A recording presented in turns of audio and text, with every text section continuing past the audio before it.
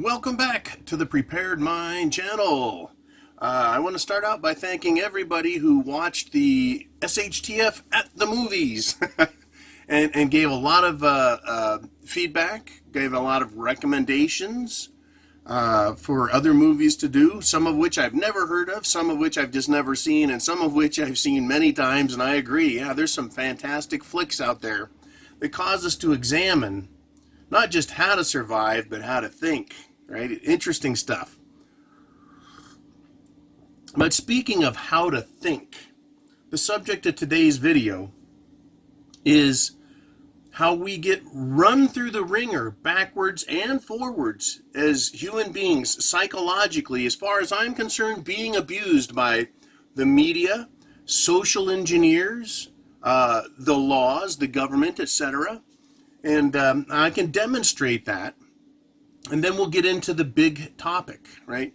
So I'll start by saying I went to watch a video over the weekend, and there was an ad at the beginning, and it was John Cena, big time wrestler, big muscle guy, probably almost as big as me, big muscle guy, and he's walking down the street talking about pride. Being proud to be an American, right? Patriotism.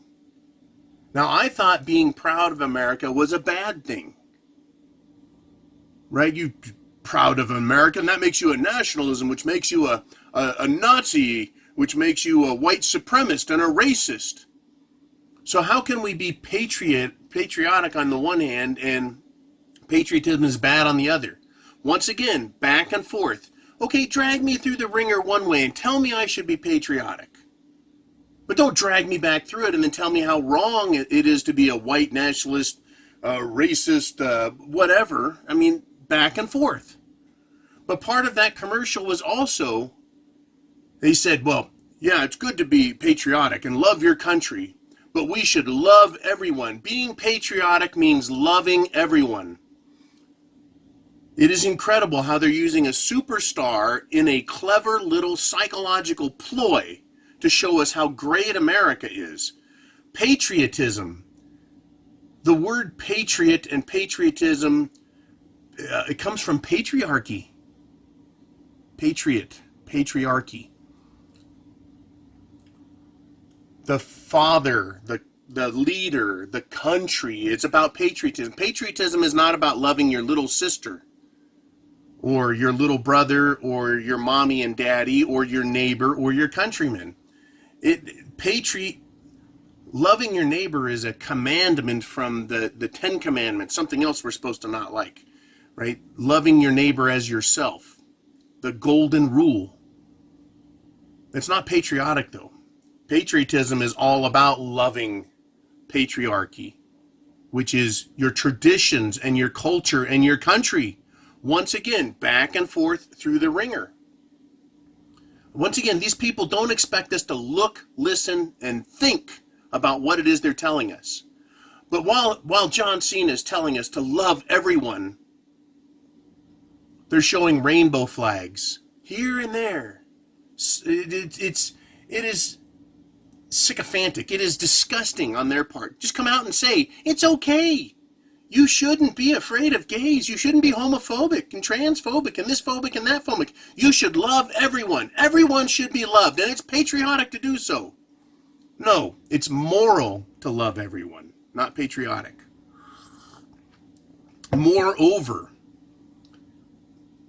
America is so great we can love everyone. Right? We're patriots. We love everyone.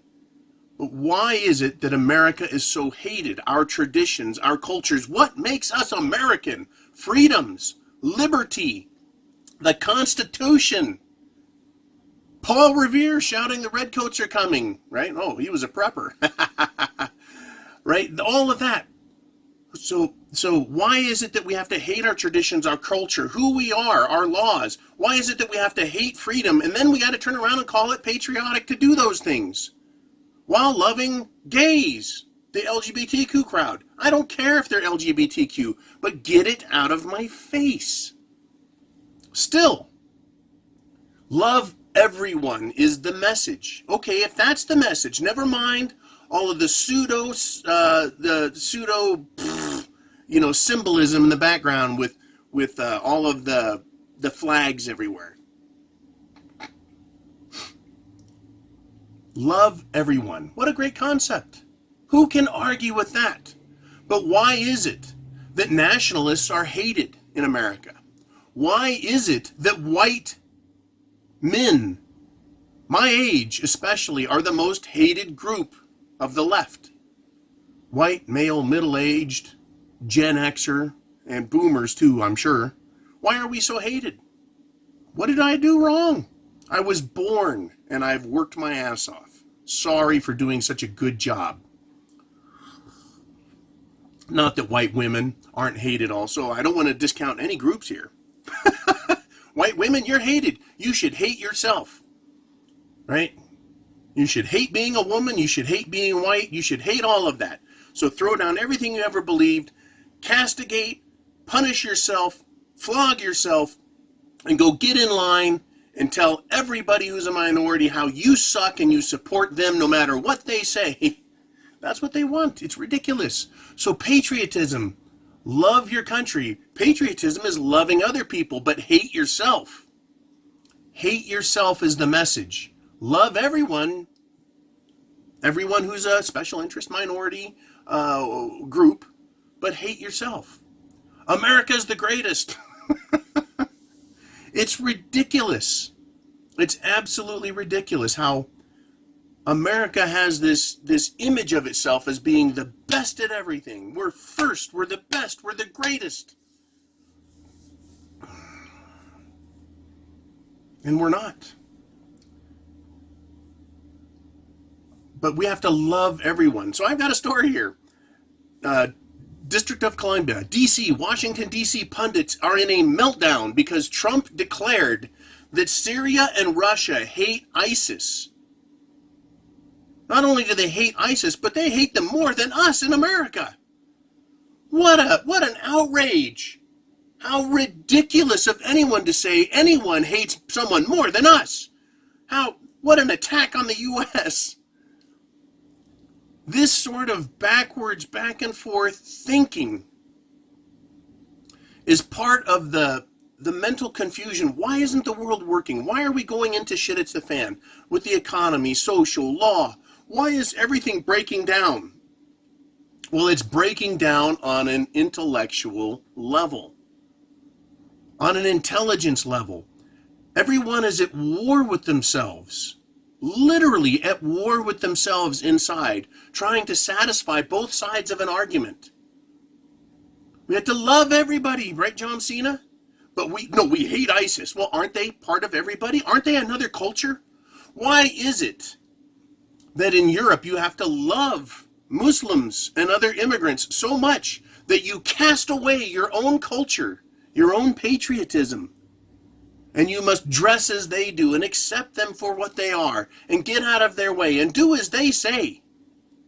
But be a patriot while you hate yourself. But you're not allowed to hate anyone except, of course, the bad groups, which is anyone white, I suppose, or traditional.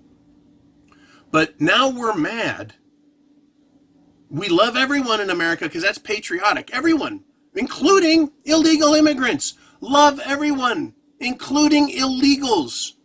I know John Cena and that commercial would push that if they had the time. You have to love everyone and give them your money. Oh my God. Right? Love everyone. Oh, except ISIS. No. We love ISIS. Oh, wait. Putin and Russia and Syria hate ISIS more than us? How dare you say that? Nobody hates like the U.S. of A. The U.S. hates everyone better than everyone else. You see what I mean? How can you love everyone, including illegals? At the same time, you have to hate everyone more than everyone else. How is that possible? Can you imagine right now being a child in the United States of America and being told all of these incredible messages? All of these incredible messages. I'm not even going to get to what I wanted to talk to in this. As a little girl, you are better than boys. As a little girl, you are just as good as a man. But you shouldn't play with Barbies or be a girl or be yourself. You should always try and be a boy, even though boys are bad. Right? You're taught two things. One of them is self-worship. The other one is self-hatred. We have to hate everyone and love everyone. We have to hate our country and love our country. We have to work hard, but you shouldn't have to work at all. Right? This back and forth thing is incredible, and it's tearing the country apart. It's tearing it apart psychologically because it's destroying it intellectually. And nobody, I guess, except us is talking about the hypocrisy of it all. The absolute abject hypocrisy. I mean, how do we talk about this? There's an article out there. The British police are investigating an incident as a hate crime. A transsexual was approached to film a pornography. When the producer of the pornography material, the movie, whatever, realized the person was a transsexual, they declined to hire that person. Yeah, you've got a penis. You can't be in a porn as a chick if you're a dude. Well, that person wants to be a girl, identifies with it, dresses like it, but still has a penis. So not only is it a discriminatory crime, you're discriminating against them. It's a hate crime now. Yet, we're supposed to say, I have freedom of choice. I can do what I want, and I don't have to have sex with anybody. Remember when the boss, and this is a long time ago, the boss wants to have sex with a woman? He says, look, you like your job? You either have sex with me or you go get another job, right? That was considered awful, terrible. In fact, it's still going on today. Matt Lauer and NBC News are back in the headlines. Why? Because of all of the sexual harassment that's going on. And was covered up, yada, yada, yada, bullshit, bullshit, bullshit. Well, this transsexual is going to force somebody to have sex with them and get paid for it, or that person is going to go to jail for a hate crime. You see, you no longer have choice about who you get to have sex with. Now, what if they take this to the next step? I mean, they're already there, demanding that you pay them, demanding that you have sex with them, and you can't discriminate against them. Well, what about if they're too skinny, too fat, too ugly, too good looking? I'm sure that exists somewhere. Too hairy, the wrong color, too much of the right color, right? Too old, too young, not dressed appropriately. You still have to hire them in your porno and pay them. Are you kidding me? What if they just said, look, take the money, we're going to pay you, and just go away? That's still, no, you have to have sex with them. It's incredible. That exists on the one hand. You have to. Versus, I don't have to do it with anybody. It's about choice and being free and not being coerced. Right? The sexual harassment of olden times. Now we have forced sexual harassment under criminal penalty if you don't. Back then they just said, look, we're going to fire you. You don't want to have sex with me, the boss, you're fired. Now it's you're going to have sex with me and pay me or you're going to prison. Crazy, folks, crazy. This is the weird, fucked up world we live in, where patriotism is denying your country, the opposite of patriotism. While patriotism is loving other people, except those that should be hated. Who makes these decisions? It's really easy for me to see why the country is being ripped in two, how the world is being ripped in two, how intelligence is being turned on its head. Right? And as this happens, we are seeing, and now I'm going to get to it, I suppose, we're seeing unrest in the world.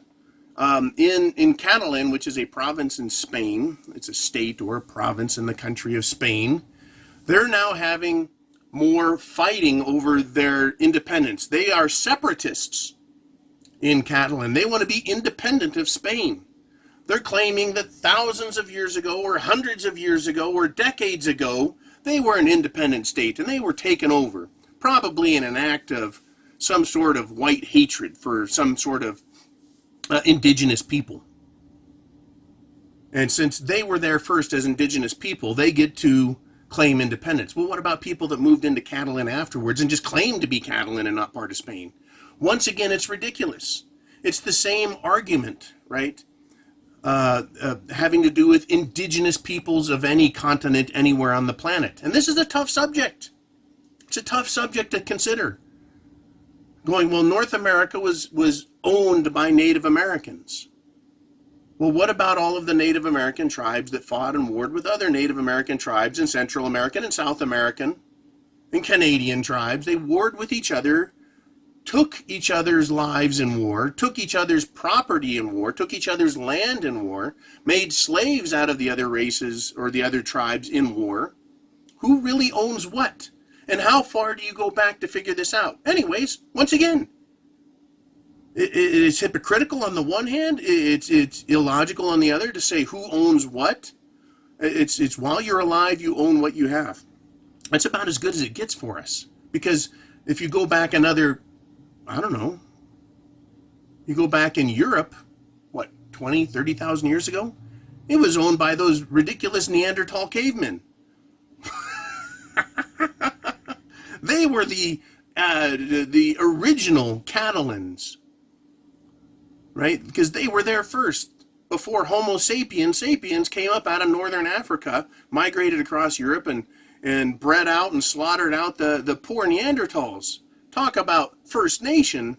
I'm sure they weren't even the first. Anyways, it's ridiculous. But people are going to take these ridiculous arguments to an extreme, and I think I've demonstrated that now, don't you think?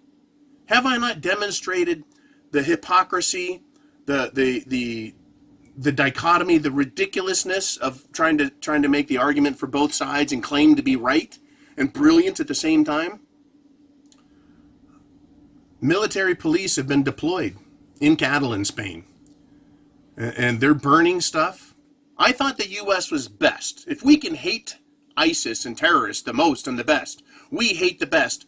Why don't we have the best? Why don't we have the best protests? I mean, they're burning shit. It looks like World War III in the streets of Barcelona, you know. And we got dramatic footage showing national Spanish police being brutal. The only difference, I think, between the European police and how they put down protests and American police is in America, the police use guns, and they will use deadly force if they're threatened. In Spain, they'll just beat the shit out of you with a stick, rupture your spleen, damage a kidney, break an eyeball out of its socket. They don't kill you as quickly, but they are brutal. And we in America need to do a better job of being more brutal without being deadly, because we have to love everyone. It's patriotic to love people by beating them only half to death and stop shooting them senselessly, huh? And I am demonstrating, I believe, hypocrisy, ignorance, ridiculousness by being ridiculous and showing that and saying, we can be better than that. We can just beat people half to death, blind them, ruin their internal organs instead of just killing them. Can't we be better about brutalizing our citizens? But it's not just Spain, right? Let's go to South America. Like I said, I want to be international. I want to have an international flavor on the Prepared Mind channel. I'm not just about America and Europe, right? In Santiago, Chile, right? Streets are on fire. Mass riots, and the government has responded with tanks and troops. Now, most of these protesters everywhere are young, college-age type people. Most of them. Not all of them. But are they patriotic, wanting their country to be what they want it to be? Isn't that patriotic? Or is it patriotic to do what the government wants you to do? Well, in America, since the Democrats claim to be the government, we have to do what they say. That's patriotic, except patriotic is being bad. You have to be patriotic here, but not here. Well, guess what? They're being patriotic. These little commies Communist college students are the ones that tend to burn and riot and call for revolution. They're not asking for freedom. They want to control the capital, control the country, control the provinces, control the cities, and institute their own political ideology. If you look back to Occupy Wall Street here in North America, when we were doing really good and competing with the world to show them we were the best at fucking things up, the people that were occupying Wall Street were communists. And they were talking about forming their own little governments, and it's we the people. It was interesting how they would exclude anyone that they didn't recognize as a communist, because we couldn't have anyone else determining what the country is. Only the communists know. Only the media knows. Only the leftists know. Right? They know when patriotism is good and when it's bad. And the United States, I'll tell you right now why we're not having the protests in the streets. I'll explain this very easily and quickly. We are economically viable still. When people don't have money, don't have hope, and don't have food, they tend to riot. That's what happened in France. In the French Revolution, after the American Revolution, it's what happened in America with the American Revolution. We were blockaded. We were being punished financially, much like the United States punishes other countries financially by blockading them and by not allowing people to trade with them. It hurts them. The very thing that America rebelled from. They were already pissed at England, but when they got blockaded and they had no money, food, trade, or hope for a better future, they had a revolt. It's funny how the United States government, under its current foreign policy, is acting just like King George. King George didn't like the way Americans thought and who they wanted to trade with and the things they believed. And so he tried punishing us and we revolted. It's quite fascinating. Anyways, back to this idea that other countries, when the people are hungry, broke, with no hope, they will revolt. But instead of being led by intelligent concepts and thoughts and working towards an idea, even if it's through revolt for freedom and liberty, what they're being led by is a bunch of communists. Because communism has never worked, so let's try it again. But that's what's going on around the world. America is not as bad as Chile or Spain or parts of France and Italy and Germany and England. We have our bad days, yes, and we need to really try harder and have more protests and riots and burning and looting, being facetious. The reason we're not is other countries, if anyone has any money, they're not investing it in their own country, in their own stock market, in their own corporations. They're sending it to the United States of America. So Europe, another superpower powerhouse, the EU, China, another superpower powerhouse, Japan, other countries are still investing and sending their excess wealth here because they can get a return on their investment here, whereas over there they either get 0% interest or they get negative interest. In other words, they put their money in a bank or a mutual fund or a stock and it goes down in value, guaranteed. Bonds, not stocks. Well, I mean, even stocks. As their markets come down, as their bond market comes down, as everything's failing nice and slow, this is fascinating, nice and slowly, money is flying over to the U.S. and it's not helping us expand, but we're not deflating as fast as the other countries. Because of that, in America, we still have food, we still have a little bit of money, and we still have a little bit of hope. We still have those little bits of things, and President Trump is Mr. Hope. We have the greatest economy ever, we're this, we're that, and he's a cheerleader, huge cheerleader for America. Not that being a cheerleader is bad, I just don't think they're being as honest about the situation that we're facing. But that is what is holding America up and why we're seeing problems in Chile and Spain and other countries. Hong Kong, for example. That's about oppression that they see coming, that they're starting to feel. They don't like it. Throw onto that a slowing world economy, and they're starting to lose hope. They're starting to lose their money, right? And China, is having food issues, are they not? Food is getting more expensive and less available. Shit hitting the fan? Yeah. One of the things I have to say is it did not and has not been happening as fast as I had predicted. I guess we haven't had major large events since the '08 crash, and that has helped keep the system going by propping it up, printing money, using news cycles to fool computer algorithms so that markets don't crash, right? By subsidizing farmers and subsidizing certain groups of people, that is giving them your money. They don't riot and don't throw a fit, and we haven't had shit at the fan yet. By keeping terrorists fighting each other instead of them coming over here and attacking us directly, it's helped, I guess, not bring shit at the fan, terror activity into our country. But I don't believe that's what caused that. I believe it's because they're really stupid people, terrorists. I'm sure any of us could sit down and devise a terrorist action that could cause massive problems in the United States, plan it in a day and execute it in another day. But we don't want that. We don't like that. And we aren't that way as people. It's not part of our culture. But maybe we should, because we love everybody and it's patriotic to love everybody. We should import terrorists and then teach them how to take out our infrastructure so that they can punish us better. That would be patriotic and that would be loving, would it not?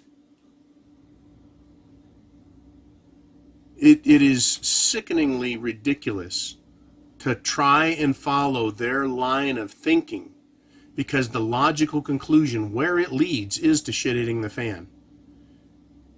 It is a dystopian idiocracy to listen to them. The movie Idiocracy was painful to watch because it was so stupid. Yet I see our government and the governments of the world and the people following and actually asking for this stuff and feeling good about themselves as they become more ignorant, more foolish, and more self-destructive. Literally, in Chile, you're setting streets and buildings on fire. You're destroying cars, you're fighting people. How does attacking your own country and burning it, how does that make things better? The problem is government itself, not a business. And if it is the business is causing the trouble, then by all means, burn them to the ground. By all means. But if you don't take out the CEO, CIO, COO, CFO of these companies, they'll just go and start another company somewhere else and start oppressing you, Chile and Barcelona. Ridiculous, folks. Get prepared now. Food, water, shelter, clothing, medicine, means of self-defense, and a plan. Gotta have it all, put it all together. I'm glad you watched to the very end, because chance favors the prepared mind, and I covered an awful lot of ground in this video. Tying it all together. It is all tied together because it is all the world in which we live. And without a plan, without an understanding of what's going on, you're going to get blindsided. If you're not thinking, you're going to get taken over. Body snatchers, they're going to steal you, steal your mind, and if you're not thinking. That's why we must think. We must analyze, and we must understand. Clearly, it's the patriotic thing to do, to protect everyone because you love everyone, and protect your country because you're a patriot, by thinking instead of taking your brain out and kicking it down the street like a football, and then just doing what idiots say to do. Alrighty, I'll talk to you very soon, and thank you for all the support you've given at the Prepared Mind Network, at the preparedmind.club, Patreon, Patreon especially, and even here on YouTube, liking and sharing videos, and telling friends, you gotta wake up. Sending them here is a great idea. Getting buzzed by planes. You guys be cool. I'll talk to you soon.